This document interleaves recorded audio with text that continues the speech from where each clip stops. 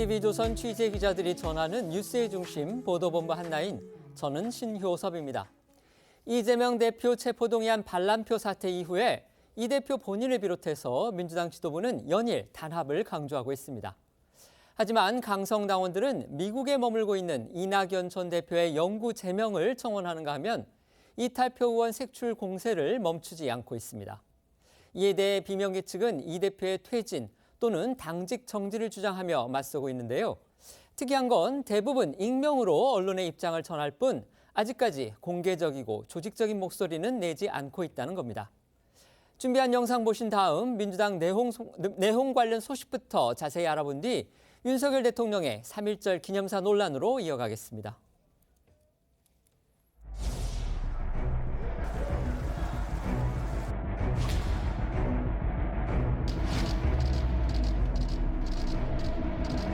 당에서 사퇴 얘기 계속 나오는데 어떤 입장이십니까?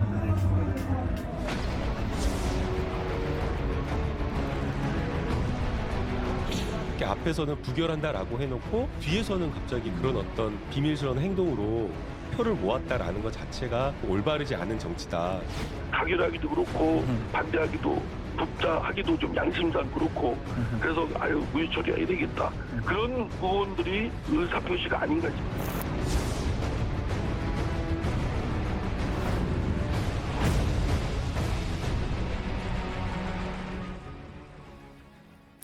이재명 대표의 체포동의안이 가까스로 국회 본회의에서 부결된 이후에 지금 민주당 내부 상황 심상치가 않습니다. 네, 지난 월요일 이재명 대표의 체포동의안 본회의 표결에서 이 무더기 이탈표가 발생한 데 따른 민주당 내홍이 깊어지는 모습입니다.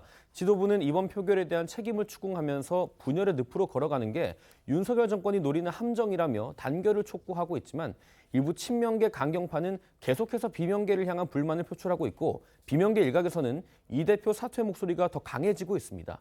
여기에 어제는 친명계에서 이 대표의 사퇴 여부를 전당원 투표로 결정해야 한다는 제안까지 나와서 논란이 일고 있습니다. 친명계 안민석 의원이 어제 한 라디오에 출연해서 한 말인데요. 안 의원은 당대표는 당원들이 뽑는 것이라면서 이 대표의 사퇴 여부는 당원들에게 물어보는 것이 마땅하다고 했고 또 당의 중심이 의원이라고 생각하는 건 착각이며 당의 중심은 당원이라고도 말을 했습니다. 그러니까 비명계의 이 대표 사퇴 압박을 이 대표 지지가 많은 당원, 예를 들어서 강성 지지 그룹인 이른바 개혁의 딸, 즉 개딸들을 앞세워서 제압하겠다 이런 의도로 해석될 수가 있기 때문에 지금 논란이 있는 거죠. 그렇습니다. 조선일보에 따르면 한 친명계 의원은 현재 당원 대부분이 이 대표를 전폭 지지하고 있고 전당원 투표를 도입하면 이 대표 체제를 유지하자는 결론이 날 가능성이 크다고 말을 한 것으로 전해졌습니다. 그러나 비명계에선 이 대표의 사퇴 외에는 해결 방안이 없다는 공감대가 확산하고 있습니다. 이 조선일보에 따르면 한 비명계 의원은 일부 의원이 이 대표에게 오늘까지 거취를 결단해달라는 메시지를 전한 것으로 안다며 이 대표가 별 반응이 없으면 이후 공식적인 의원총회 등에서 여러 말이 나오지 않겠나 이렇게 말했습니다. 또 한 비명계 중진 의원은 세계일보와의 전화통화에서 안민석 의원의 당원 투표 제안에 대해 이 당원 다수가 친명 성향인 상황에서 이는 꼼수에 불과하다고 비판한 것으로도 전해졌습니다. 관련 목소리 들어보겠습니다. 이재명 당대표 사퇴 요구가 거세지 않겠습니까? 개개인의 의견보다는 당원 전원 투표로 이제 이 위기를 이제 돌파를 하는 방법 외에는 딱히 없다고 봅니다. 우리 의원들이 당의 중심이 의원이라고 생각하는 건 착각이고요. 당의 중심은 당원들입니다. 그건 안민석 의원의 개인적인 의견이고요. 예. 이 사태를 해결하고 수습하는 게 중요하지 않겠습니까? 그런데 당원들이면 권리당원 대부분이 이재명 대표의 그 열띤 지지자들인 것은 다 알고 있는데 그런 걸 통해서 하겠다고 하면 그거는 그냥 쌈하고 끝장을 보겠다는 얘기인데 또 안민석 의원도 그게 이루어질 것으로 생각하고 한 것은 아닐 겁니다. 그냥 감정상의 표출이 아닐까 싶은데요. 이재명 대표 강성 지지자들의 이른바 이탈표 색출 공세, 이것도 지금 수그러들지 않고 있죠. 네, 체포동의안 표결 하루 뒤에 이 대표가 직접 이탈표 세출 작업 자제를 요청했지만 강성 지지자들의 반발은 쉽게 멈춰지지 않는 모양새입니다. 오히려 이들의 커뮤니티에서는 이 대표의 요청이 오히려 더 강하게 색출해달라는 뜻이란 해석과 함께 이 대표의 마음은 이해하지만 이번만큼은 아니다라는 등의 반응이 쏟아지고 있는 걸로 전해집니다. 여기에 온라인 커뮤니티를 중심으로 이탈표를 던졌을 걸로 추정되는 의원들의 얼굴과 휴대전화 번호가 담긴 이른바 수박 명단까지 퍼지고 있는데 강성 지지자들은 이들의 공천을 배제해야 한다며 탈당까지 주장하고 있습니다. 연합뉴스는 이들은 내일 오후 5시 서울 여의도 민주당 당사 앞에서 수박 깨기를 하겠다며 집단 행동을 예고했다고 보도했습니다.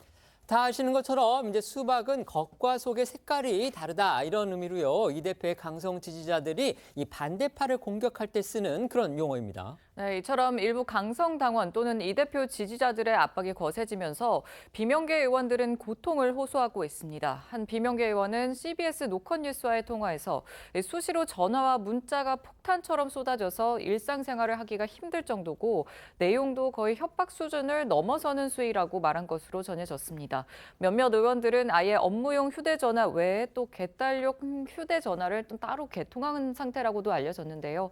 하지만 이 대표의 팬카페죠. 제명의의 마을 등에서는 이탈표로 의심되는 의원들에게 가결표를 던졌는지 명확히 답해달라, 목숨 걸고 공천을 막겠다는 등의 문자를 보냈다는 인증글이 계속해서 돌고 있습니다.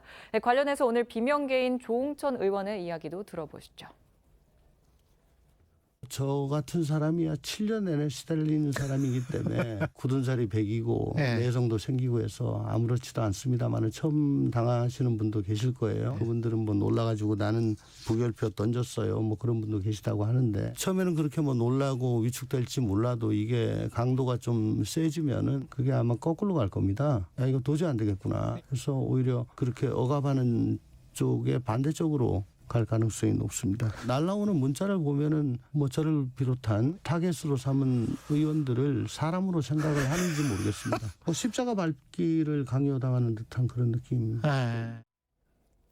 그런데 강성 지지자들의 이른바 이제 색출 문자를요, 대표적인 강성 측면기라고 볼 수 있죠. 바로 정청래 최고위원까지 또 받았다고 합니다. 네, 이 대표 체포 동의안 표결 결과에 이재명은 죽지 않는다, 눈물나게 미안하다는 입장을 밝혔던 정청래 최고위원까지도 강성 지지층의 확인 대상에 올랐다고 합니다. 이는 정 최고위원이 오늘 SNS를 통해 자신이 받았다는 문자 내용을 공개하고 그에 대한 답변도 남기면서 알려졌습니다.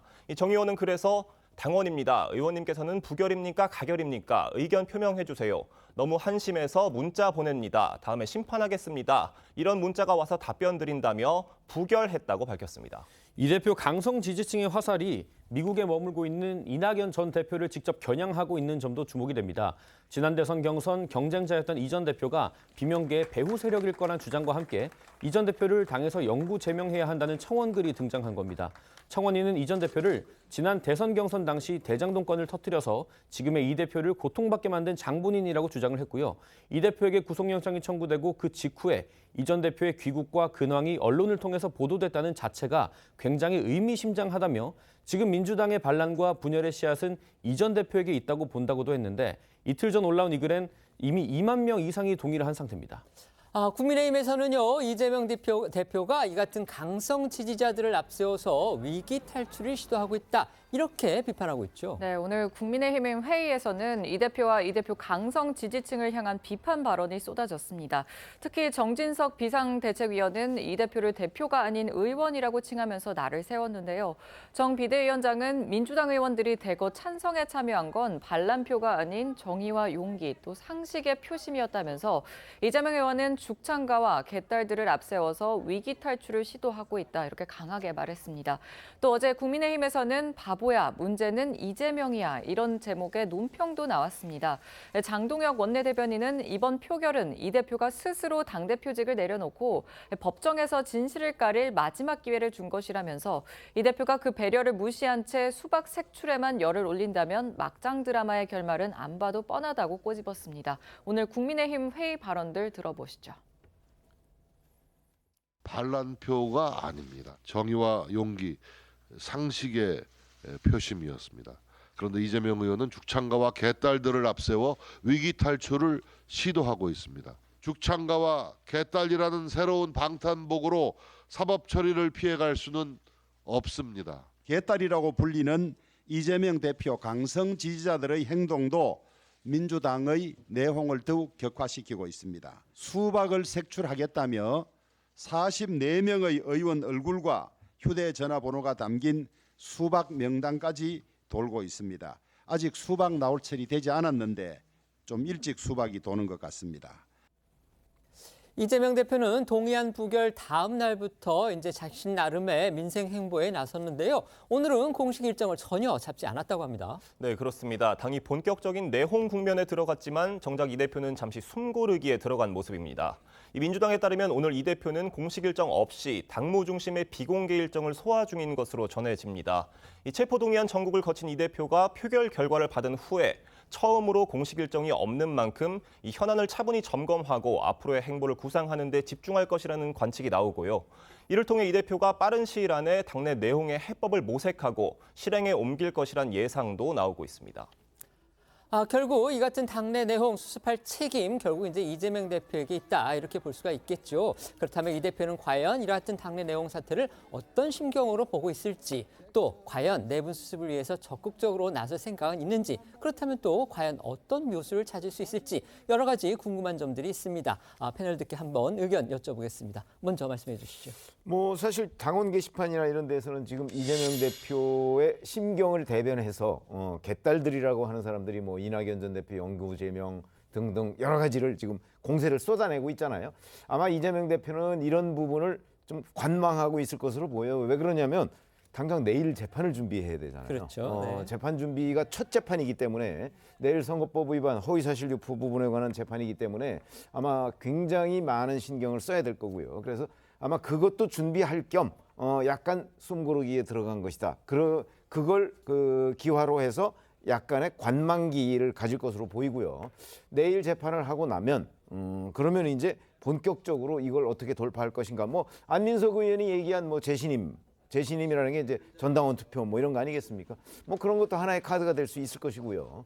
오늘 여러 가지 대안들이라고 나왔는데 사실 마땅하지가 않아요. 왜냐하면 이재명 대표의 대표적 사퇴 이걸 딱 제외시켜 놓고 나니까 사실 그게 제일 중요한 해법인데 그걸 제외시켜 놓으니까 나머지는 다 변죽만 올리는 거란 말이죠. 그런 점에서 본다면 그렇다고 안 하고 아무것도 없었던 일처럼 넘어가기도 그렇고 그래서 제가 보기에는 아마 그나마 가능한 것이 전당원 투표 정도가 아니겠는가. 아니면은 이제 개딸들을 동원해서 그 비명계 진영을 더 압박한 다음에 어떤 카드를 내놓지 않을까 이런 생각도 하게 됩니다. 네.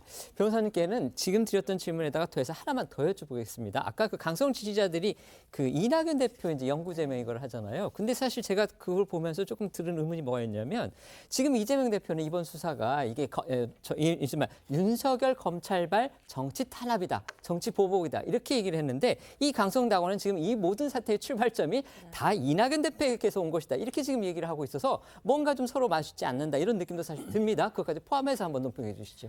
방금 말씀 주신 것과 관련해서는 또 일부 이제 극성 또는 이제 강성 지지자들이나 당원들의 일부 의견인 것 같습니다. 그러니까 이 대장동 관련된 어떤 사건 자체가 지난 대선의 어떤 민주당 내 경선에서부터 나왔던 이야기들이기 때문에 그때로부터 시작해서 수사의 어떤 지금 이재명 대표가 곤란한 지경에 있는 것 자체가 결국엔 근원적으로 이낙연 대표의 책임이 아니냐라는 이제 좀 어떻게 보면 논리 비약적인 이야기인 것 같은데요. 이제 이게 민주당의 전반적인 의견이라고 보기는 좀 어려울 것 같고요. 물론 이제 일부의 의견이긴 하지만 그걸 가지고 지금 개딸이라고 지칭하시는 분들께서 수박 색출이라든지 그 당내 분열을 또 어떤 고조시키는 일들을 하고 있는 것에 대해서는 대표뿐만 아니라 지도부도 지금 또 자제를 요청하고 있으니까요. 좀 어느 정도 자제는 분명히 필요해 보입니다. 다만 이재명 대표로서는 지금 현재 당내 갈등이라든지 이 내용 상황에서 결국에는 차이점보다는 공통점, 우리가 같이 공유하고 있는 공감대를 좀 확대시켜 나가는 방법을 써야 될 것 같은데요. 이번에 압도적인 부결이 아니라 아슬아슬한 부결이 됐던 것에 대한 어떤 정치적인 메시지는 결국 이 검찰의 수사가 무도하고 그리고 야당 대표에 대한 정적 제거 수단이다라는 부분에 대해서는 그 의원들이 대부분이 공감대가 있었던 것은 분명한 것 같습니다. 그렇지만 그것을 떠나서 이재명 대표 체제로 과연 공천이나 총선을 치렀을 때 민주당이 승리할 수 있을 것이냐, 결국 총선 리스크에 주목을 한 것으로 봐야 될 것 같은데요. 그럼 이재명 대표는 이 검찰 수사라는 부분과 이 총선 리스크라는 부분을 좀 분리해서 의원들이 어느 부분을 염려하고 있는지를 좀 직시할 필요가 있는 것 같습니다. 그 부분을 부분을 바라보면서 대화를 많이 하고 소통을 늘리는 것, 일단 거기서부터 시작을 해야 될 것 같습니다. 네. 체포동의안 부결 이후에 친명계하고 비명계가 부딪히고 있는 쟁점 중에 하나는요. 바로 이 같은 문제 무더기 이탈표가 과연 조직적인 움직임에서 나왔느냐 그렇지 않느냐 바로 이겁니다. 지금 이걸 두고서도 양측 공방을 벌이고 있는 그런 상황입니다. 맞습니다. 친명계에서 이번 표결에서 발생한 대량의 이탈표를 두고 비명계의 조직적인 움직임이 있었다는 기획투표설이 제기되자 비명계가 거세게 반발을 하고 있습니다. 먼저 이 기획투표설을 주장하는 목소리부터 들어보겠습니다. 갑작스럽게 앞에서는 부결한다라고 해놓고 뒤에서는 갑자기 그런 어떤 비밀스러운 행동으로 표를 모았다라는 것 자체가 저는 이제 너무 올바르지 않은 정치다. 그렇게 생각을 합니다. 이탈표를 던진 것 자체가 오히려 저쪽에서 민주당 분열로 그리고 언론에서 민주당 분열 프레임으로 만들어서 공격받는 그 기회에 빌미를 줬다라고 보고 있고요. 저는 이게 뭐 기획 혹은 조직적인 어떤 움직임이었을 수 있다. 그 가능성이 충분히 있다고 보고 있습니다. 다만 제가 당이 크게 흔들리지 않는다라고 말씀드리는 게 저는 만약에 이분들이 조직적으로 움직였다면 이거 실패한 겁니다. 만약에 이분들이 진짜 소신이었다라고 하면 적어도 의총에서 자신의 소신을 밝혔어야 됩니다. 저는 그게 굉장히 비겁한 태도라고 생각합니다. 김남국 의원은 또 비명계가 이 대표 사퇴를 압박하는 게 차기 총선 공천 때문이라고 보느냐는 질문에 하나마나한 이야기라며 의원들이 공천에 대한 생각이 굉장할 정도로 크고 그래서 그 부분이 상당 부분 많이 포함됐을 것이라고 주장을 했습니다. 그러면서 이재명 대표가 지난달 22일 친문 의원 모임인 민주주의 4.0 소속 의원들과 가진 오찬 자리에서 한 비명계 의원이 이 대표에게 예수가 십자가에 못 박히는 장면이 묘사된 마태복음 27장을 읽어줬다는 언론 보도를 언급하기도 했습니다. 김 의원은 얼마나 당사자에게는 모욕적이고 말도 안 되는 상황이냐 이렇게 말하기도 했습니다. 오늘 민주당에선 부결표를 던지지 않은 의원들을 겨냥해서 조폭보다 못하다 이런 다소 강한 비판도 나왔습니다. 오늘 오전 한 라디오에 출연한 박지원 전 국정원장이 민주당에서 30여 표 이상의 반란표가 나온 것에 대해서 민주당 국회의원들은 국민 앞에 부끄럽게 생각해야 한다면서 이재호 국민의힘 상임 고문과의 대화 내용을 좀 전한 겁니다. 박 전 원장은 이 상임 고문도 또 자신에게 같은 당 대표가 구속된다는데 어떻게 동료 의원들이 저렇게 반란을 해서 찬성 기권 무효표를 던지나 이렇게 얘기를 했다면서 자신은 그에 대해 조폭보다 못한 친구들이라고 답을 했다고 말했습니다. 반면 비명계에서는요, 이 친명계의 조직적인 이 대표 방탄 노력, 바로 그 부분을 지금 겨냥하고 있죠. 네, 비명계에서는 이 대표 방탄을 위해 조직을 동원한 건 다름 아닌 친명계라는 말이 나왔습니다. 중앙일보에 따르면 한 비명계 재선 의원은 지도부가 압도적 부결이라며 표결 전부터 메시지를 반복한 게 조직투표지 서로 335 전화에 의견을 나누는 게 무슨 조직투표냐 이런 반발이 나왔고 다른 초선 의원도 지도부가 이탈표의 의미를 잘 새기고 무서운 상황임을 인지해야 하는 게 우선이라고 지적한 것으로 전해졌습니다. 여기에 오늘 이상민 의원은 자신도 투표 전 전화를 받았지만 이 결론을 좌우할 정도는 아니었다면서 친명계 측의 기획투표서를 반박했습니다. 이상민 의원의 목소리, 조홍천 의원의 이야기와 함께 들어보시죠. 누가 이 수장이 돼가지고 뭐 이렇게 투리를 만들 정도로 그런 거는 없습니다. 다들 당에 또 우리 뭐 정치인이니까 정치 현안, 당내 상황에 대해서 항상 생각을 하고 또 335 모여가지고 얘기하고 의견을 나누고 또 그건 뭐 일상화된 일이죠. 저도 전화를 받았습니다. 그렇지만 저는 그 얘기 들었다고 해서 제가 뭐 그 말 따라서 무효하겠습니까? 제 생각이 있는데 제가 정해진 세경대로 저는 투표를 했던 것이고요. 다른 사람도 마찬가지일 겁니다. 뭐 무슨 전화하고 뭐 어쩌고 했는지는 제가 뭐 잘 저한테는 그 정도밖에 밖에 없었지만 그렇다고 해서 그것 때문에 뭐 내린 결론을 뭐 좌지우지 할 정도의 것은 아니라고 생각합니다. 이런 가운데 친명계 일각에선 이 대표에 대한 2차 체포 동의안이 온다면 부결 투표를 당론으로 해야 한다는 목소리도 나오고 있습니다. 아직 이제 오지도 않은 2차 체포 동의안에 대해서 이제 벌써부터 당론으로 부결시켜야 한다 이런 말이 나온다는 건데요. 이건 결국 이제 당론으로 부결을 압박하겠다 이런 뜻이기 때문에 또 다른 논란이 될 수 있겠죠. 네, 민주당 당원 청원 게시판에는 이미 이 대표 체포 동의안이 다시 올 경우에 당론으로 막아달라는 청원이 올라와서 10,000명이 넘게 동의한 상황이고 이 대표 팬카페에도 체포동의안 부결 당론을 어기는 의원들은 강제 출당시키라는 글이 올라왔습니다. 여기에 지도부와 친명계에서도 부결 당론 제안이 나오고 있는 건데요. 박주민 의원은 어제 이번 표결 결과에 당황하는 분들이 많고 그러면 어떻게 해야 하느냐에 대해 논의하는 분위기라면서 이 대표 체포동의안 포결을 다시 할 경우에는 부결을 당론으로 정할지 논의가 필요하다 이런 취지로 말을 했고 오늘 김남국 의원도 권고적인 당론은 생각해 볼 수 있다 이런 입장을 밝혔습니다. 뿐만 아니라 이탈표를 원천 차단하기 위해 표결 보이콧으로 부결을 시키자는 주장도 나왔습니다. 민주당 강경 초선 의원 모임이죠. 철험회 소속 김용민 의원이 오늘 출연한 라디오에서 이번 투표에서 조직적으로 움직인 분들이 다음번에 다시 이런 시도를 할 때는 차단될 가능성이 매우 높다면서 예를 들면 저희가 의결 정족수를 채우지 않아서 투표를 하지 않는 방식, 또 보이콧을 하는 방식으로 원천 차단이 가능하다고 말을 한 겁니다. 체포동의안 표결에는 본회의에 이제 재적 의원 과반 출석이라는 그런 전제가 필요하죠. 따라서 169석 과반 의석을 가진 민주당이 회의에 불참하면 이제 정족수가 충족되지 않기 때문에 여차하면 본회의를 무산시키겠다 이런 건데요. 그런데 국회법상으로 이게 무산이 됐다 그러면 다음에 다시 본회의를 열어야 하기 때문에 과연 이 방안이 유용한지 그 부분은 저는 솔직히 좀 의문이 있습니다. 네, 하지만 오늘 국민의힘에선 다음번엔 민주당의 이탈표가 훨씬 더 많아질 거란 예측이 나왔습니다. 하태경 의원의 이야기 들어보시죠.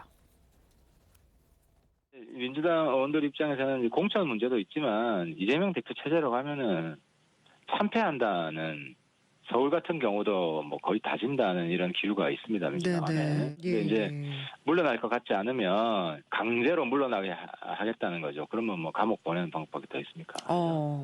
감옥을 보낸다는 거는 다음번 체포동의안 들어오면 그때는 다 가결할 것이다라는 말씀이세요? 그렇죠. 그래서 이재명 대표가 계속 유지될 것이다라는 판단이 들면 다음에는 이번에 기권 무효표 던지는 20표 있잖아요. 예. 그 전부 다 찬성표로 돌아설 거고요. 예. 아마 찬성표 안 찍었던 사람들도 또 찬성표로 많이 올 거예요. 여기에 정치권 일각에선 한동훈 장관의 설명이 이번 표결 결과에 영향을 미쳤을 거란 분석도 나옵니다. 특히 진중권 교수는 한 장관이 이 대표의 혐의에 대한 설명을 기가 막히게 했다. 필요한 말만 딱딱 했다며 칭찬을 아끼지 않았습니다. 그러면서 진 교수는 15분간의 한 장관 설명 중에 대장동 비리 사건을 휴대폰 영업사원에 빗대 풀어낸 부분을 콕 집어 언급하기도 했습니다.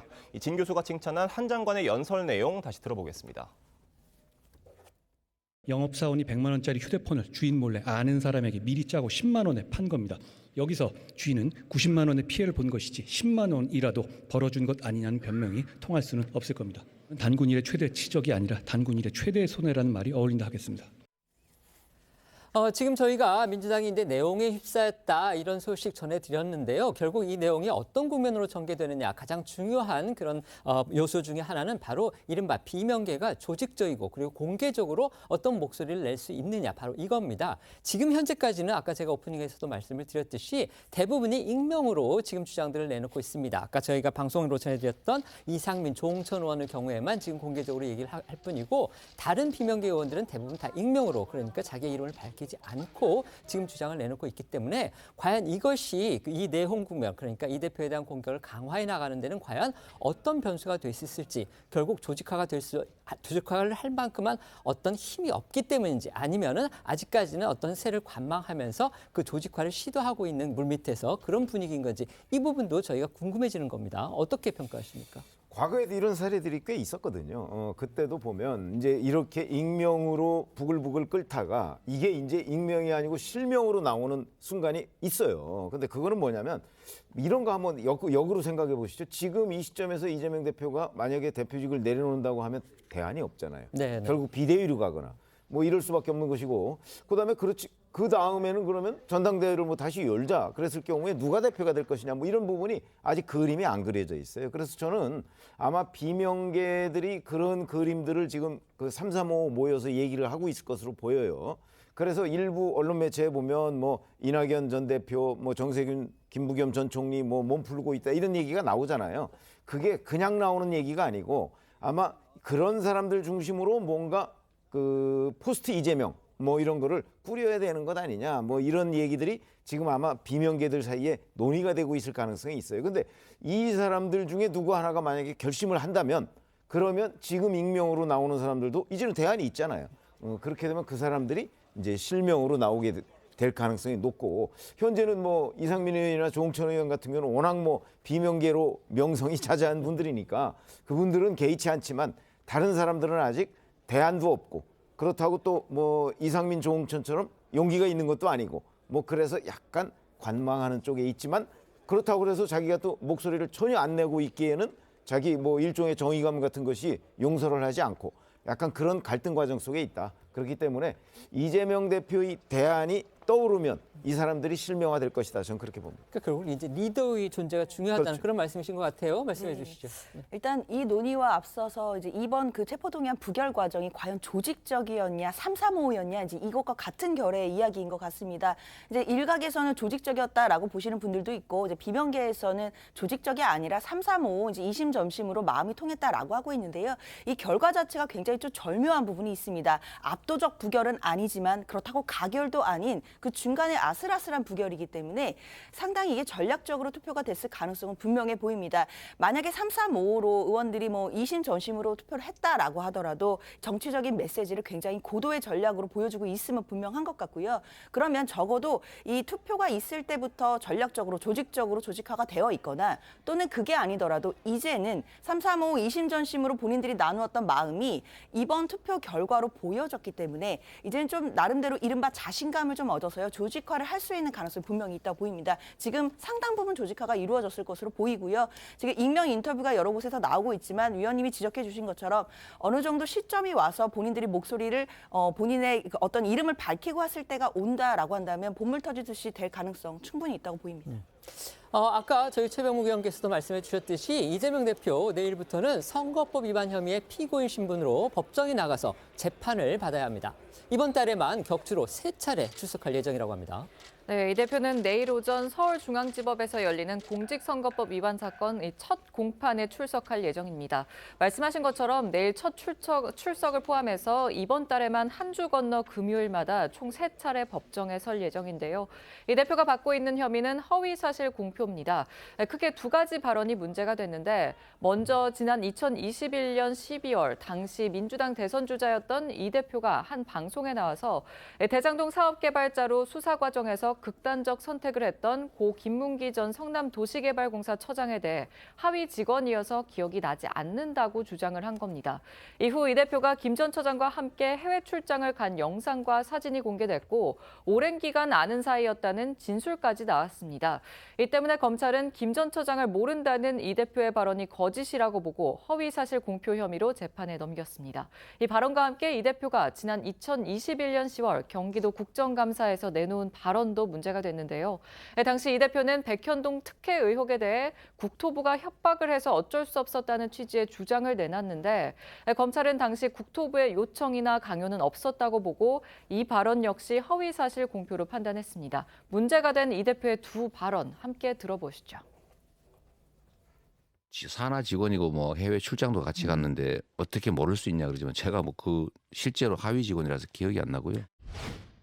국토부가 요청해서 한 일이고 공공기관 이전 특별법에 따라서 저희가 응할 수밖에 없는 그런 상황입니다. 만약에 안 해주면 직무유기 뭐 이런 걸 문제 삼겠다고 협박을 해서 이 대표의 공직선거법 위반 재판은요, 조만간 기소될 게 확실시되는 대장동 의혹 재판의 전초전이 될 것이다. 이런 시선도 많습니다. 그래서 더욱 지금 주목받고 있는 그런 상황입니다. 네, 이 대표가 모른다고 주장한 고 김문기 전 처장이 대장동 의혹의 핵심 관계자라는 점에서 이 대표의 발언이 허위로 결론 날 경우 향후 열릴 것으로 보이는 대장동 의혹 재판의 주요 변수가 될 것이라는 관측이 나옵니다. 이뿐만 아니라 이 대표 진술의 신빙성 자체가 큰 타격을 입는 것으로 앞으로 진행될 백현동, 정자동 의혹 수사와 이 대북 송금 의혹 수사에서도 이 대표 측 방패에 구멍을 낼 수 있다는 분석도 나옵니다. 이번 재판이 이 대표를 겨냥한 검찰의 영장 청구 전략에도 변수가 될 수 있다. 이런 지금 관측도 나옵니다. 그건 또 왜 그렇죠? 네, 검찰은 이 대표에 대해 대장동 잔여 사건은 물론 이 백현동, 정자동 특혜 의혹과 대북 송금 의혹 등과 관련해 구속영장 재청구 가능성을 열어두고 있는 상황입니다. 이 대표가 공직선거법 위반 재판에 꼬박꼬박 출석을 할 경우 법원 입장에서는 도주 우려가 없는데 굳이 구속할 필요가 없다고 판단할 수 있다는 검찰 관계자의 설명이 있었고요. 이런 이유로 검찰이 당장 새로운 혐의로 이 대표의 신병을 확보하려 들기보단 이 당분간 관방할 것이란 관측이 나오고 있습니다. 이 대표가 이제 피고인 신분으로 재판을 받는 만큼 이제 규정에 따라서 특별한 사정이 없는 한 반드시 재판에 출석을 해야 합니다. 이 대표 역시 재판에 성실하게 임하겠다 이런 입장으로 알려졌죠. 네, 이 대표는 말씀하신 대로 재판에 정상적으로 출석하겠다는 입장으로 알려졌습니다. 정치 수사, 조작 수사라고 비판했던 검찰 소환 때와는 다르게 대응할 걸로 보이는데요. 재판에 나가서 적극적으로 항변할 걸로도 전망이 됩니다. 이 대표는 당 차원이 아니라 개인 변호인과 함께 이 선거법 위반 재판을 준비 중인 걸로 알려졌는데요. 내일 첫 재판에도 변호인만 동행한 채 혼자 나가겠다는 뜻을 밝혔다고 합니다. 그런가 하면 일각에서는 향후 이 대표가 세 곳의 법원에서 각기 다른 재판을 받는 상황이 벌어질 수도 있다는 관측이 나왔습니다. 검찰이 대장동 위례 의혹으로 이 대표를 기소할 경우 관련 재판이 이 서울중앙지법에서 열리고 성남FC 의혹의 경우에는 성남에 있는 법원에서, 대북 송금 의혹은 수원에 있는 법원에서 재판이 열릴 가능성이 높다는 겁니다. 이번 달 31일에 또 재판이 열린다고 합니다. 바로 이제 선거법 위반 재판인데요. 거기에는 유동규 전 본부장이 증인으로出석할 예정이라고 합니다. 네, 맞습니다. 앞서 유 전 본부장은 이재명 대표가 고 김문기 전 처장을 모른다고 말한 것에 상당한 실망과 배신감을 느끼고 폭로성 진술을 쏟아내기 시작한 것으로 알려졌었죠. 오는 31일 재판에 유 전 본부장이 증인으로 출석하면서 이재명 대표와 다소 껄끄러운 법정 대면을 할 것으로 보입니다.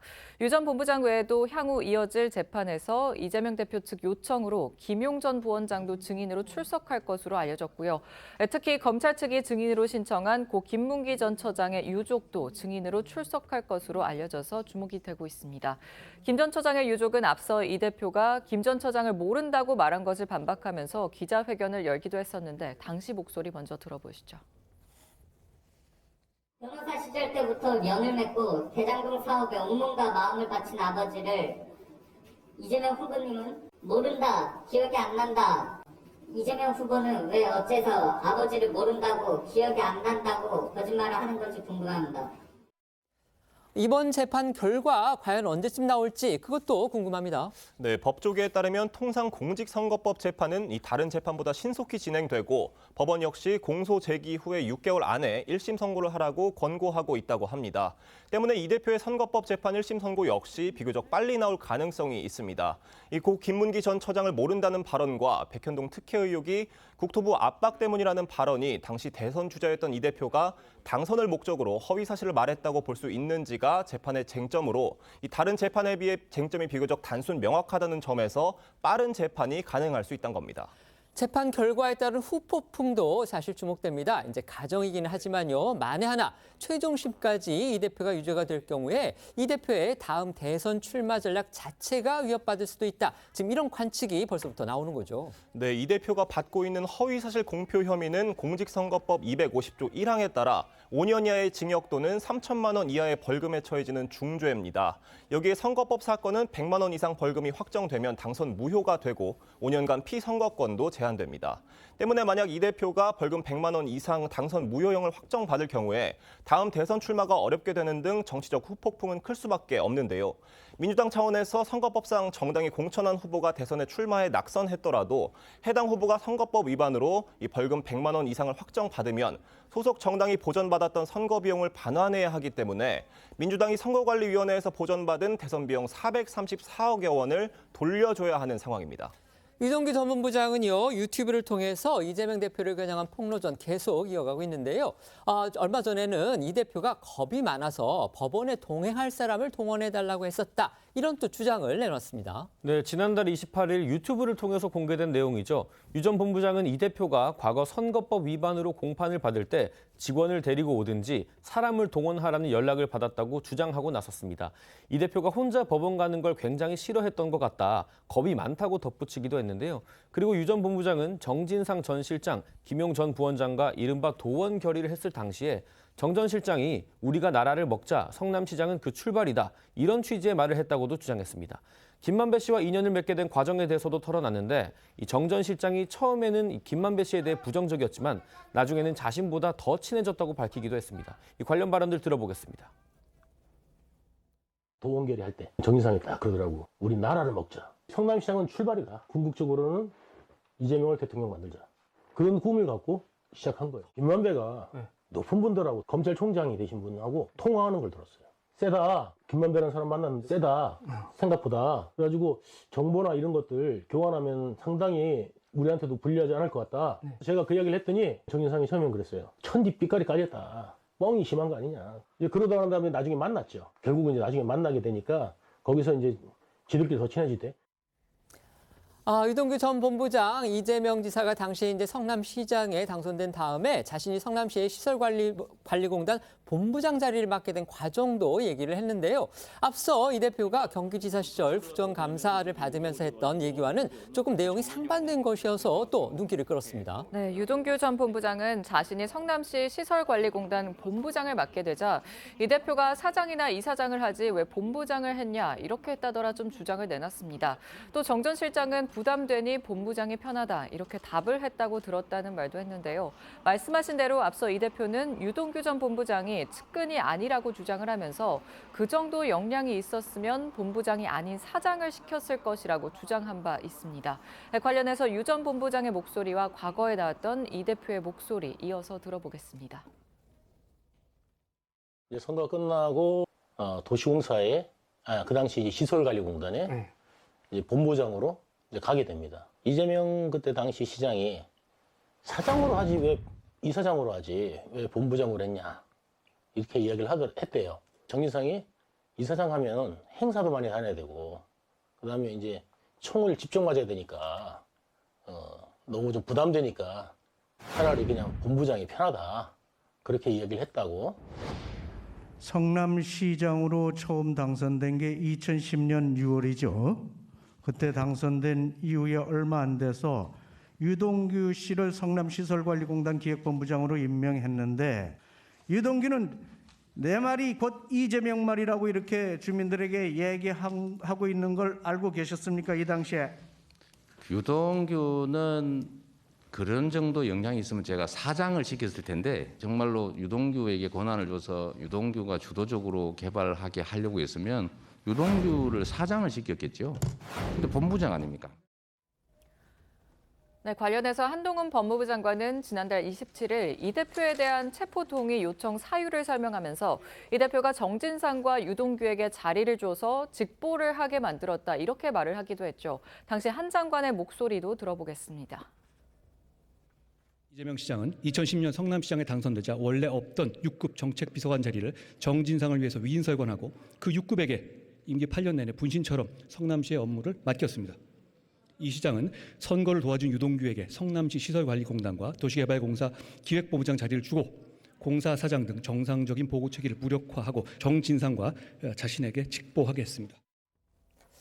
저희가 지금 보여드리고 또 들려드렸던 유튜브 방송 내용은 어디까지나 유동규 전 본부장의 일방적인 주장입니다.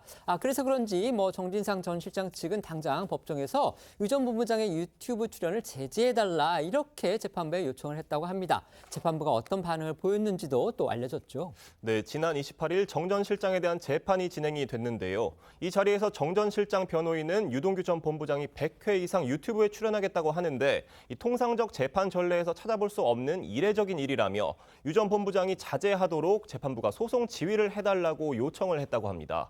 이에 재판부는 저희는 유튜브를 안 보고 있다며 표현의 자유를 막을 수는 없고 이 재판부는 크게 영향을 받지 않는다 이렇게 입장을 냈다고 합니다. 다만 나중에 유 전 본부장에게 필요한 주의를 주는 것으로 하겠다고 부연 설명했다고 합니다.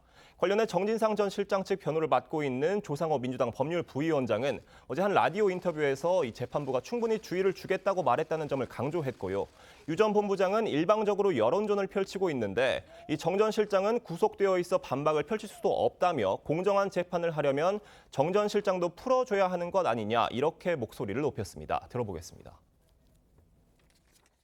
충분히 주의를 주겠다라고 말씀을 했고요. 본인이 만약에 대립되는 부분이 있다면 그 부분 법정에 나와서 얘기하라는 거예요. 근데 지금 만약에 그분이 일방적으로 떠드는데 그 부분을 팩트 확인이 안 되는 상황에서 우리가 반박을 하려고 해도 우리는 정진상 실장이 구속돼 있는 상황이에요. 차라리 만약에 그렇게 얘기하는 게 본인이 필요하다고 한다면 무기대등의 원칙에 의해서 그리고 공정한 재판을 위해서 우리도 풀어달라는 거고 관련해 유 전 본부장은 공당에 있는 그분들은 방송 나가서 일방적으로 말 다 하면서 왜 내가 유튜브에서 옛날 얘기하는 걸 막느냐, 그분들이 말하는 공정이 맞냐, 거짓말을 말하는 사람들은 진실이 두려운 것 아니냐, 나를 세웠습니다. 앵커, 지금 패널분들께 이제 두 가지 질문을 드리려고 합니다. 자, 첫 번째는 유동규 전 본부장이 유튜브를 통해서 주장한 내용이 있습니다. 아까 저희가 보여드렸듯이 자신이 성남시설공단의 이 본부장을 맡았는데 자기가 정진상 실장한테 전에 들은 얘기를 하면서 밝힌 겁니다. 그러니까 당초에 이재명 시장, 당시 성남시장은 왜 사장을 시키지 본부장 시켰느냐 이렇게 얘기를 했다는 거고요. 그런데 정진상 실장이 그거는 아니다. 본부장이 더 낫다. 이런 식으로 얘기했다는 걸 자기가 들었다. 지금 이렇게 주장을 했습니다. 두 번째는 이제 법정에서 정진상 전 실장 측이 재판부에게 유동규 씨의 유튜브 출연을 막아달라 이렇게 요청을 하니까 재판부가 자신들은 지금 유튜브를 보지 않고 있다. 필요한 주의를 주겠다. 이렇게 얘기를 했다는 겁니다. 이 두 가지 부분에 대해서 패널을 어떻게 보시는지 한번 의견을 여쭤보겠습니다. 먼저 말씀해 주시죠. 뭐 그동안에 사실 대장동 의혹과 관련해서 여러 가지 사실들이 많이 드러났었죠.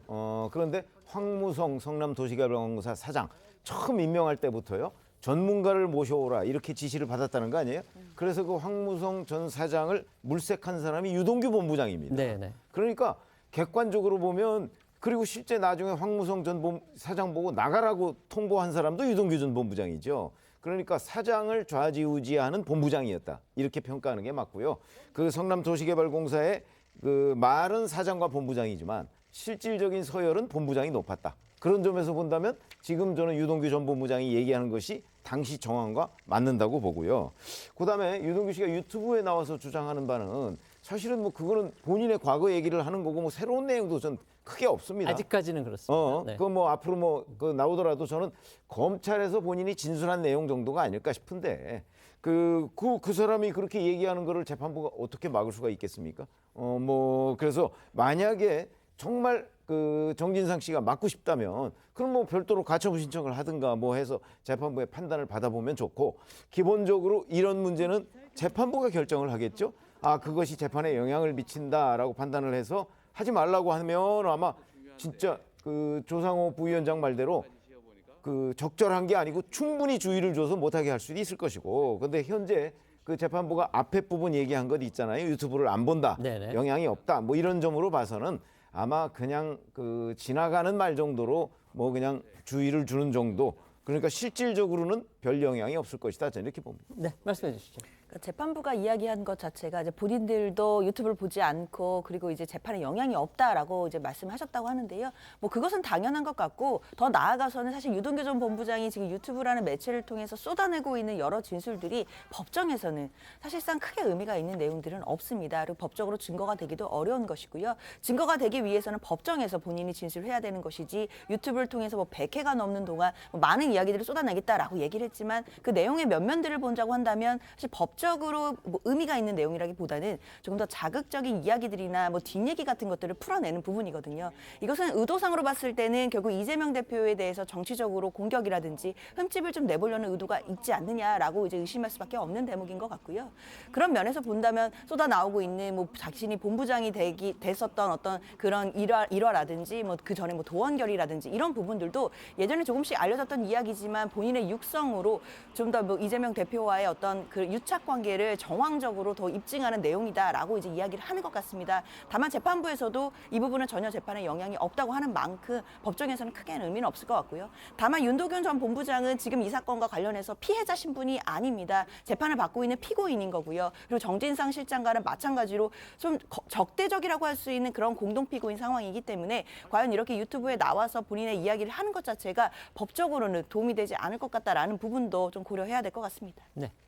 어제는 104주년 3.1절이었습니다.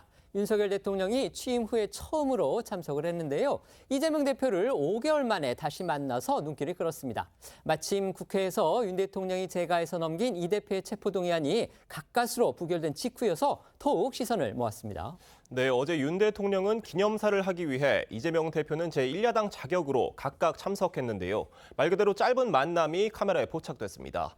행사가 모두 끝나고 윤 대통령이 여야 지도부가 서 있는 줄로 발걸음을 옮겼고 이재명 대표 차례가 되자 서로 고개를 숙이며 두 사람이 잠시 손을 맞잡은 건데요. 스치는 듯한 짧은 만남이어서 대화는 없었고 악수만 나누곤 헤어졌습니다. 대선 이후 두 사람의 만남은 지난해 10월 국군의 날 행사 이후 5개월 만인데요. 어제 모습 보고 오겠습니다.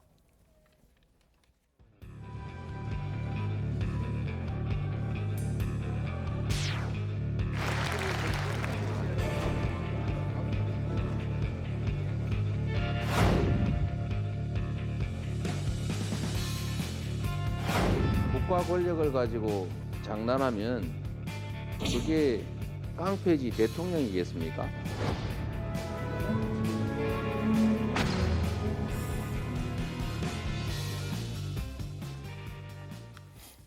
최근 이 대표가 자신에 대한 구속영장 청구 등을 계기로 윤 대통령을 아주 거세게 공격해서 두 사람 사이에 대치전선이 아주 뚜렷했죠. 그런데 여기에 더해서 어제 윤 대통령의 첫 3.1절 기념사가 또 다른 정치 쟁점으로 떠올랐습니다.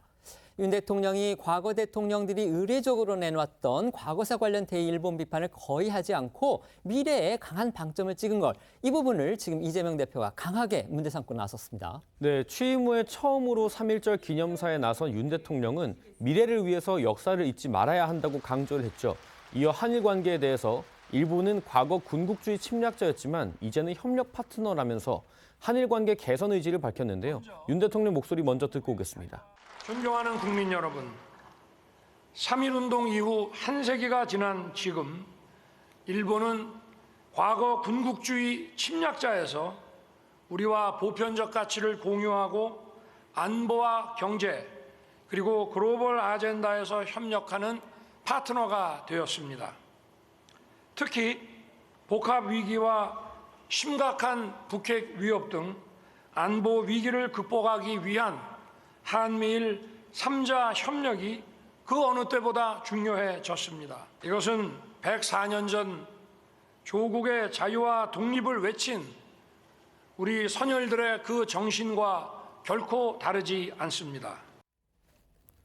약 5분간 읽어내려간 기념사에서 윤 대통령은 자유, 헌신, 기억, 미래, 번영 등의 가치를 부각했습니다. 특히 이번 기념사는 지난해 광복절 경축사와 비교하면 이례적으로 짧다는 평가도 받고 있습니다. 무엇보다 윤 대통령은 듣고 오신 것처럼 이 한일 간 파트너십에 방점을 찍었는데 민감한 현안인 강제징용 피해자 배상 등 이 과거사 문제에 대한 언급은 없었고 일본의 사죄나 반성을 요구하는 발언도 없었습니다. 지난 문재인 정부의 첫 3.1절 기념사하고 비교하면요, 그 윤 대통령의 어제 기념사가 얼마나 뚜렷이 구별되는지 사실 쉽게 알 수가 있습니다. 네, 문재인 전 대통령은 취임 후 첫 3.1절이었던 2018년 기념사에서 일본을 향해서 또 가해자, 반인륜적 인권 범죄 등의 표현을 써가며 반성을 촉구했습니다. 반면 윤 대통령은 과거보다 미래로 나아가야 한다면서 미래지향적 관계 개선에 방점을 두는 대일 외교 기조를 어제 더욱 확고하게 국민 앞에 제시를 한 겁니다. 당장의 현안인 한일 간의 강제징용 협상도 고려했다는 해석이 나오고 있는데 이처럼 윤 대통령이 한일 관계 정상화에 대한 의지를 다시 한번 확인했기 때문에 5월 일본 히로시마에서 열리는 주요 7개국 정상회의 이전에 윤 대통령의 방일과 또 한일 정상회담이 성사될 가능성이 커졌다는 관측도 나옵니다. 하지만 대통령실은 한일 정상회담 조기 개최 여부에 대해선 말을 아끼고 있다고 합니다. 대통령실 복수 관계자는 또 지금 답할 수 없는 문제라면서 목표 시점을 정해놓고 협의하는 것은 아니라고 말을 했다고 합니다. 어제 윤 대통령 3.1절 기념사 어떤 부분을 가장 눈여겨보셨습니까? 글쎄요. 지금까지 역대 대통령들의 그 3.1절 기념사는 아까 발언에서도 나왔습니다만은 결국 이제 일본의 반성 없는 부분, 뭐 이 부분에 대해서 집중적으로 비판을 했잖아요. 근데 이제 저는 뭐 결국 철학의 문제가 아닌가 싶습니다. 윤석열 대통령은 대선 후보 시절에도 미래지향적 한일 관계를 얘기했었고요.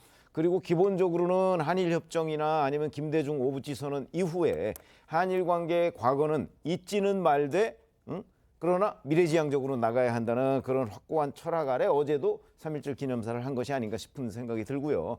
그런 의미에서 본다면 이재명 대표가 비판하는 지점은 과거고 그다음에 윤석열 대통령이 지금 지향하는 바는 미래다. 그래서 미래지향적 한일 관계에 윤석열 대통령의 그 연설에 방점이 있다. 저는 이렇게 생각합니다. 네, 말씀해 주시죠. 어제 기념사 부분 같은 경우에는 또 이제 달라진 한일 관계 재정립을 해야 된다는 부분은 이 정부의 계속된 또 어떤 자세였기 때문에 또 어느 정도 예상했던 부분이 있었는데요. 그래도 그 기념사에서 나왔던 말 중에서 우리가 세계사의 변화에 제대로 준비하지 못해서 국권을 상실했던 그런 과거가 있다는 점을 되돌아봐야 된다라는 부분이 있었거든요. 이 부분도 굉장히 좀 논란이 되는 것 같습니다. 있습니다. 마치 결국에는 우리나라가 잘못해서 일본으로부터 식민 지배를 당했다라고 하는 어떤 식민 지배를 또 정당화할 수 있는 근거가 되는 그런 식민 근대화론이라든지 이런 부분을 뒷받침하는 거 아니냐라는 좀 우려가 나오는 부분이 있는 것 같고요. 우리의 잘못이 있는지 뭐 그것은 따져봐야겠지만 그것보다도 일본이 가해자로서 했던 부분에 대한 반성이라든지 전향적인 태도가 바뀌어야 되는 부분 분명히 있어야 되는 것인데 그 부분에 대한 지적이 빠졌다는 부분은 아쉬운 부분이라 하겠습니다. 네. 윤 대통령의 기념사 놓고서 지금 여야 정치권 아주 극명하게 엇갈린 평가를 내놓으면서 대립하고 있습니다. 네, 민주당은 일제 식민 지배, 헌법 전문에 명시된 숭고한 항쟁 정신, 건국이념을 부정하는 기념사라며 강도 높게 비판했습니다. 또 파트너는 진솔한 사과와 책임지는 자세가 전제돼야 비로소 가능하다며 일본의 사과 없이 협력만 강조했다고 했고요. 이 대통령의 기념사만 보면 일제강점 상처가 깨끗이 아문 것 같다는 얘기도 나왔습니다. 민주당 목소리 듣고 오겠습니다. 피해자가 억울해서 가해자에게 진심으로 사과해라, 배상해라 이렇게 요구하고 있는데 정부가 나서서 돈 필요해, 얼마면 돼, 내가 대신 줄게 이런 자세를 취하고 있습니다. 여러분, 돈이 없어서 싸우는 것처럼 사람을 처참하게 모욕하는 것이 바로 이 정부입니다. 정부는 대체 무엇을 하고 있습니까? 주권을 제대로 행사하고 있습니까? 대통령의 3.1절 기념사가 참으로 충격적입니다. 저는 매국노 이완용과 윤석열 대통령의 말 사이에 무슨 차이가 있는지 이해하지 못하겠습니다. 결국 기념사를 통해 윤석열 정부의 대일본 굴종 외교만 재확인한 셈입니다. 윤석열 대통령은 순국선열과 독립지사의 숭고한 정신을 부정하는 3.1절 기념사에 대해 지금이라도 정중하게 사과하기 바랍니다. 이재명 대표는 어제 오전 자신의 SNS를 통해서도 미래지향적 한일 관계를 만들자는데 반대할 국민은 없지만 이 역사적 책임과 합당한 법적 배상 없이 신뢰 구축은 불가능하다며 윤석열 정부는 3.1운동 정신을 망각하고 훼손하고 있다고도 했습니다. 국민의힘 반응은 달랐습니다. 일제히 윤 대통령 기념사를 높이 평가하면서 옹호한 겁니다. 정진석 비대위원장은 민주당에서 나오는 반응을 보면 그런 시대착오적인 세계관으로 나라를 어떻게 끌고 가겠다는 건지 측은지심이 든다면서 반박에 나섰고, 김종혁 비대위원 일본과 협력하자고 하면 식민 지배를 정당화하는 것이냐며 원수 일본과 화해를 시도하고 일본에 감사까지 표시한 김대중 전 대통령은 용서받지 못할 매국노냐 이렇게 반문을 했습니다.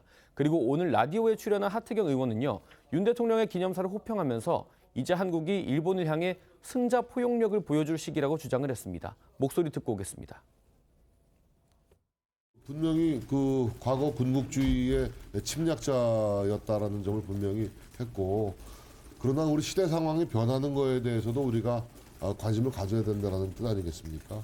뭐 대통령님의 워딩 한 토막 한 토막이 저는 옳은 그 시대 정신을 반영하고 있다라고 생각합니다. 민주당에서 나오는 반응을 보면 그런 시대착오적인 세계관으로 어떻게 나라를 끌고 가겠다는 것인지 정말 측은지심이 듭니다. 비판이 좀 있긴 한데 우리가 일본을 이제 우리가 이겼거든요. 그 길 했어요. 그 길. 그러니까 이제 작년에 이제 전 세계 종합국력 발표할 때 이번엔 한국이 6등을 하고 일본이 8등을 했죠. 이제 이런 상황들을 보면 우리가 그 길을 했기 때문에 이제 승자로서의 포용력을 좀 보여줄 필요가 있다. 과거사에 집착하기보다는 미래를 위해서 같이 좀 함께할 걸 모색을 해야 되고, 윤석열 정부가 좀 통 큰 외교, 대일 관계에 있어서 좀 통 큰 외교 지금 필요한 타이밍에 적절한 타이밍에 저는 했다고 봅니다. 예. 일본 측에서도 반응이 나왔죠? 네, 윤 대통령이 일본을 가치를 공유하는 협력 파트너라고 규정한 데에 대해서 일본 정부는 한국은 국제사회에서 다양한 과제에 대응하기 위해 협력해 나아가야 할 또 중요한 이웃나라라고 화답했습니다. 일본 정부 대변인 마스노 히로카즈 관방장관은 기자회견에서 윤 대통령이 일본을 보편적 가치를 공유하고 안보, 경제, 또 글로벌 어젠다에서 협력하는 파트너로 자리매김하는 언급을 한 점을 알고 있다면서 국교 정상화 이래 구축한 우호 협력 관계를 기반으로 이 한일 관계를 건전한 형태로 되돌리고 더욱 발전시키기 위해서 한국 정부와 계속해서 긴밀히 의사소통하겠다고 말을 했습니다. 일본의 유력지들도 어제 윤 대통령의 기념사에 대해서는 상당히 이제 좋게 평가하는 그런 사설들을 썼다고 합니다. 특히 한 언론 같은 경우는요, 윤 대통령의 기념사에 호응해서 일본 정부가 일제 강점기 강제징용 배상 문제 해결에 적극적으로 나서야 한다, 이런 주장도 했다고 합니다.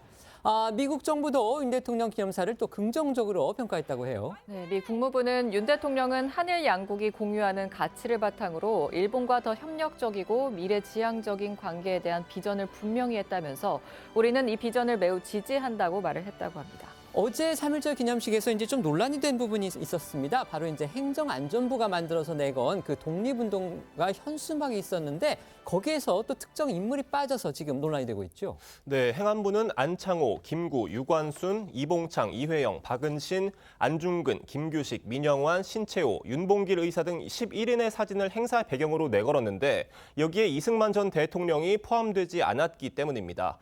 이에 태영호 국민의힘 의원은 3.1절 기념식에서 민족 자결론 개념을 주장한 대한민국 초대 대통령인 이 전 대통령의 공도 인정해야 한다고 말했고요.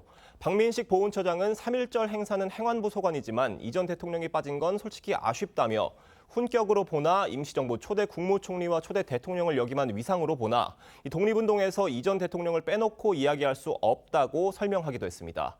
행안부에서는 의도적으로 이 전 대통령을 배제한 게 아니다 이렇게 설명했지만 논란이 되자 윤 대통령은 이 전 대통령이 빠진 경위를 파악해보라고 참모들에게 지시한 것으로 알려졌습니다. 윤 대통령이 잠시 뒤에는요, 이 국가보훈부의 이제 습격, 그다음에 재외동포청을 신설하는 그 정부조직법 공포안에 직접 서명하는 행사를 갖는다고 합니다.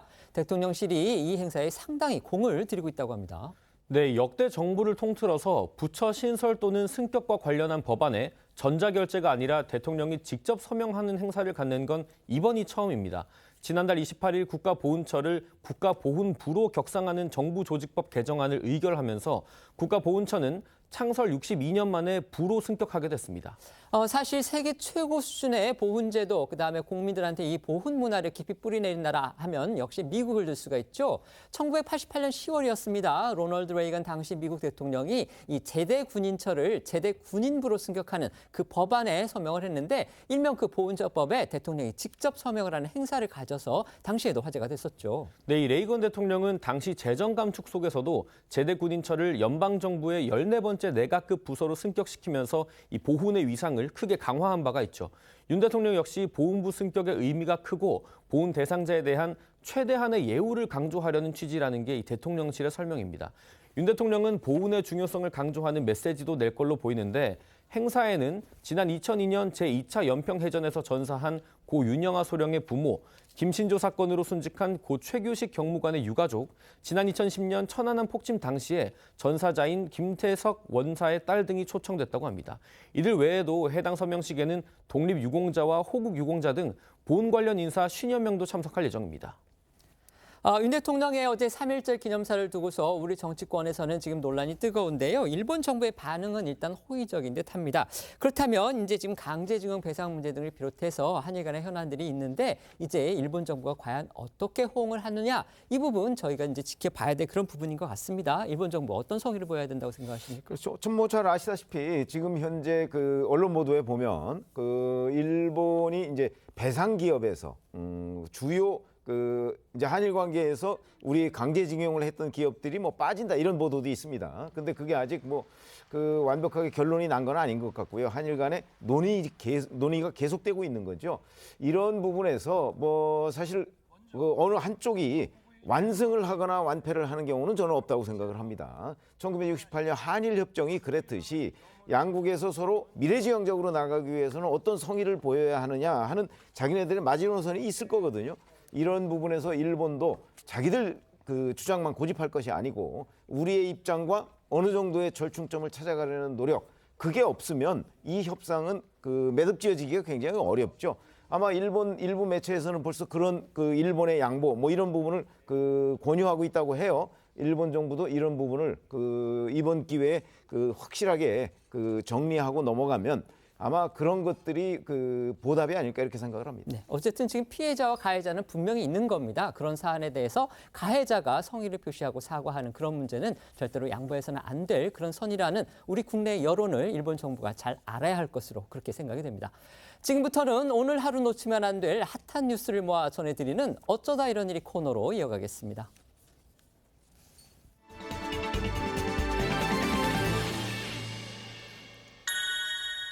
첫 번째 키워드는요, 마약 내종류 의심입니다. 배우 유아인 씨와 관련해서 지금 마약 추가 투과 의혹, 이것이 지금 불거졌습니다. 그렇습니다. 어제 저희 TV조선에서 단독으로 전해드렸던 내용인데요. 유아인 씨가 대마와 프로포폴에 다른 두 종류의 마약을 추가로 투약해온 정황이 나온 것으로 알려졌습니다. 취재 내용을 보면요, 최근 국과수에서 경찰에 통보한 모발 감정 결과서에 코카인과 케타민 성분이 검출됐다는 내용이 담겨 있었던 것으로 전해졌는데, 하지만 아직 경찰에서는 이 수사 관련 상황을 좀 발설하는 것은 피의사실 공표죄에 해당할 수 있는 만큼 정확한 사안은 확인해드릴 수 없다고 말을 아끼고 있는 상황입니다. 보도 내용대로 코카인 그리고 케타민 성분까지 정말 나왔다면요, 이건 프로포폴에서 시작된 사건인데 그 사건의 파장이 지금 걷잡을 수 없이 커지는 그런 모양새입니다. 네, 그렇습니다. 특히 코카인은 중독성이 높고 피부 안에 벌레가 기어다니는 것 같은 환촉과 이 편집성 망상 등을 일으키는 것으로 알려져 있습니다. 마약에 대한 내성과 금단 증상도 커서 3대 마약으로 꼽힐 정도로 위험한 약물이기 때문에 이 조사 결과에 따라 파장이 클 것으로 보이는데요. 전문가 설명 좀 더 들어보시죠. 한 번 사용으로도 신경계의 변화가 가장 많이 유발돼서 마약류질 중에서도 가장 중독성이 센 걸로 알려져 있고, 이 코카인과 함께 투약 의심을 받고 있는 케타민은 전신 마취제로 사용되고 있지만 이 오남용 우려 때문에 2006년에 마약류로 분류된 약물입니다. 이 정신을 몽롱하게 하거나 잠이 오게 하는 것으로 알려져 있는데요. 경찰은 병원 압수수색 과정에서 유아인 씨의 케타민 처방 기록을 확보해 상습 투약 여부를 확인 중인 것으로 전해졌습니다. 결국 유아인 씨 마약과 관련해서 이제 중범죄로 그렇게 취급될 가능성이 상당히 높아 보이는데, 유 씨의 경찰 소환이 임박했다, 이런 관측들이 나오고 있습니다. 네, 저희 TV조선 취재에 따르면 이르면 다음 주쯤에 경찰이 유아인 씨를 피의자 신분으로 불러서 마약 투약 경위 등을 조사할 예정으로 알려졌습니다. 관련해서 이데일리는 유아인 씨 소속사 측이 코카인 등 마약 추가 검출 의혹이나 소환 조사 일정을 아직 경찰에서 전달받을 바는 없다고 말했다고 보도를 했습니다. 변호사 선임 여부에 대해서도 곧 선임을 해서 대응할 예정이라고 밝혔다고 전했습니다. 소환 조사와는 별개로 유아인 씨와 관련해서 투약 의심 약물이 4가지로 늘어나면서 공개를 앞두고 있던 작품들에도 비상이 걸린 상태입니다. 이미 촬영을 완료한 작품들은 개봉이 불투명해서 함께 출연한 배우들까지 불똥이 튀게 된 상황인데, 특히 모든 혐의가 입증될 경우 법적인 처벌은 물론이고 유아인 씨가 물게 될 위약금 또한 눈덩이처럼 불어날 가능성이 높은데요. 유아인 씨가 광고 모델로 활동 중인 일부 브랜드의 경우 내부에서 이미 위약금 청구 소송전을 검토 중이다, 이런 보도도 나오고 있습니다. 두 번째 키워드는요, 톱스타들의 억대 추징입니다. 지금 연예계가 대규모 탈세 의혹으로 아주 시끄럽습니다. 네, 앞서 국세청이 배우 이병헌, 권상우, 김태희 씨에 대한 특별 세무조사를 실시해서 거액의 세금을 추징했다는 소식이 전해져서 충격을 줬습니다.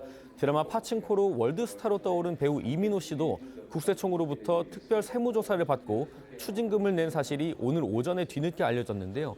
이민호 씨와 비롯해서 앞서 거론된 다른 스타들이 받은 이 특별 세무조사는 정기 세무조사와 달리 국세청이 해당 법인 또는 개인에 대한 탈세 의혹이 있는 경우에 착수하는 걸로 알려졌습니다. 때문에 톱스타들에게 줄줄이 수억 대의 세금을 추징됐다는 보도가 나오자 이 탈세 의혹도 함께 불거진 상황입니다. 이번에 거론된 스타들은 추징금을 낸 사실을 인정하면서도 탈세나 탈루 의혹은 부인하고 있습니다. 국세청으로부터 수억 원의 추징금을 부과받은 이민호 씨 측은 비용 처리 과정에서 회계 처리상 생긴 착오라면서 탈세 의혹에 대해 정면으로 반박했습니다.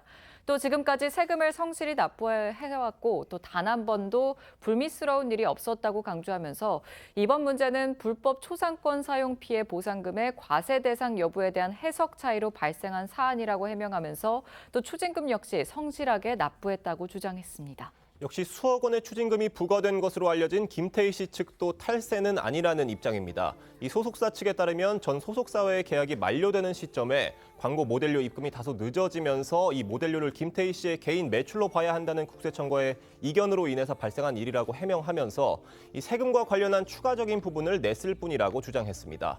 그러면서 어떠한 불미스러운 일도 없었으며 추가로 발생한 세금은 성실히 납입을 완료했다고 강조했습니다.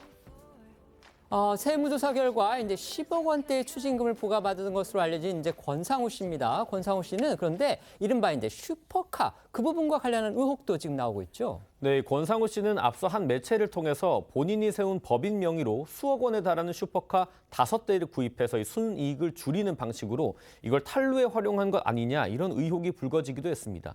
권상우 씨 소속사는 이런 의혹을 강하게 부인하면서 세금 납부와 환급이 동시에 발생해 정정 신고를 했고 추징금은 모두 납부했다고 해명을 했습니다. 이 슈퍼카도 전부 매각했다고 강조했습니다.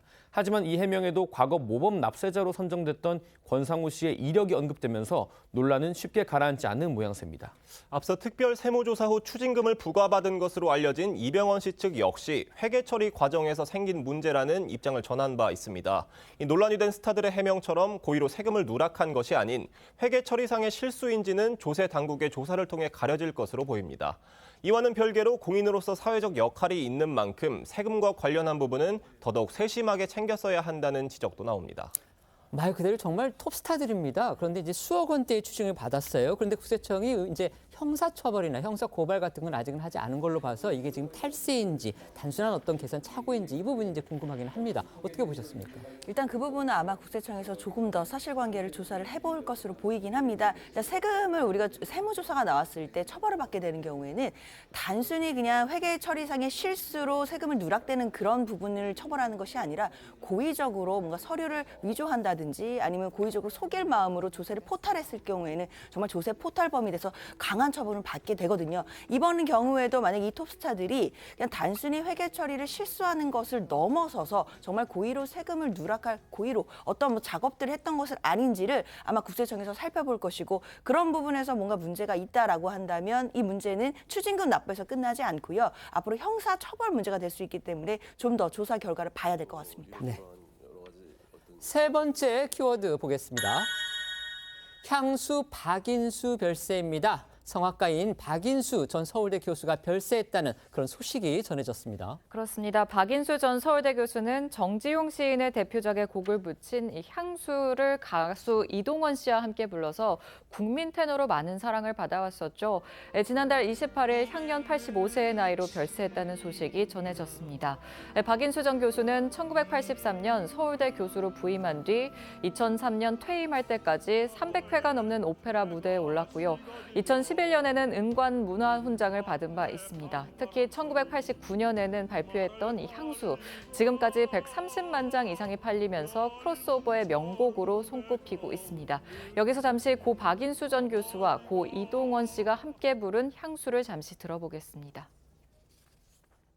지라로에 채가 식어지면 빈 밭에 한바람 소리 말을 달리고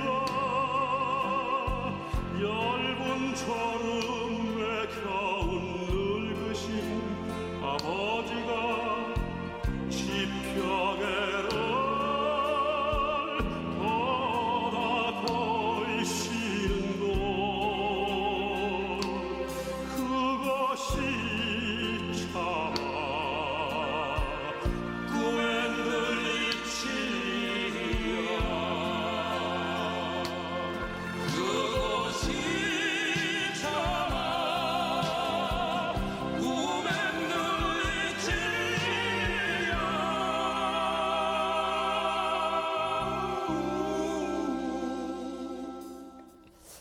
정말 언제 들어도 가사도 아름답고 곡도 아름다운 그런 곡인데요. 그런데 이 향수라는 노래가 발표됐을 때는 정말 금기를 깬 파격이다 이런 평가를 받았었죠. 네, 박인수 전 교수는 가수 이동원 씨와 이 향수를 부른 이후에 클래식계에서 거센 비난을 받았습니다. 이른바 성악가가 대중가수와 함께 노래하는 게 클래식 음악을 모독했다는 것 때문인데요. 당시 국립오페라단에선 박 전 교수를 제명하는 등 이 클래식계의 반발이 상당히 거셌던 것으로 알려졌습니다. 세계적인 성악가 조수미 씨가 드라마 OST를 부르고 성악을 전공한 김호중, 길병민 씨 등이 미스터 트롯에 도전하는 등 크로스오버가 상당히 활발한 요즘과 달리 당시 보수적인 클래식 음악계에선 이 박인수 전 교수의 파격을 받아들이기 힘들었던 걸로 보입니다. 하지만 명곡의 가치는 팬들이 인정을 했고 향수는 큰 사랑을 받으면서 이후 클래식과 대중음악의 협연이 활발해지게 하는 계기가 됐습니다. 지난해 TV조선에 출연해서 크로스오버에 관해 소신을 밝힌 박인수 전 교수의 목소리 들어보겠습니다. 그 당시에 상상도 못했어요. 클래식은 공연장에서 이런 생각. 그게 아니거든요. 내 생각은 그게 아니고 아무 데서나 친구들 모인 어떤 조그만 파티 혹은 집에 방문해서 노래 피아노 있으면 노래 한번 불러 그러면 즐겁게 노래 부르는 거죠. 그게 노래인데 노래 뭐 클래식 노래 무슨 뭐 대중음악에 따로 있습니까? 그건 장르가 좀 다를 뿐이죠. 똑같은 가치의 그 음악이거든요, 사실은. 잃는 게 있으면 반드시 얻는 게. 그럼요. 그거로 인해서 그 공연이 많이 생겼죠. 1990년부터 1년에 한 200여회를 해요, 음악회를. 그게 2000년까지 계속되더라고. 그럼 10년 동안 2000회 정도를 했어요. 향수를 같이 불렀던 가수 이동원 씨 역시 이제 몇 년 전에 세상을 떠나서 정말 많은 팬들의 마음 아프게 했었죠. 네, 그렇습니다. 지난 2021년 식도암으로 세상을 떠난 이동원 씨는 마지막까지 신곡을 준비한 것으로 알려져서 많은 이들을 더욱 안타깝게 했습니다. 박 전 교수는 지난해 출연한 마이웨이에서 이동원 씨를 음유 시인이었다고 회상하기도 했습니다. 다시 한번 삼가 고인의 명복을 빌겠습니다. 저희는 1분 뒤에 다시 돌아오겠습니다. 오늘 준비한 소식은 여기까지입니다. 저희는 내일 오후 1시에 더 핫한 소식으로 찾아뵙겠습니다. 시청해 주셔서 고맙습니다.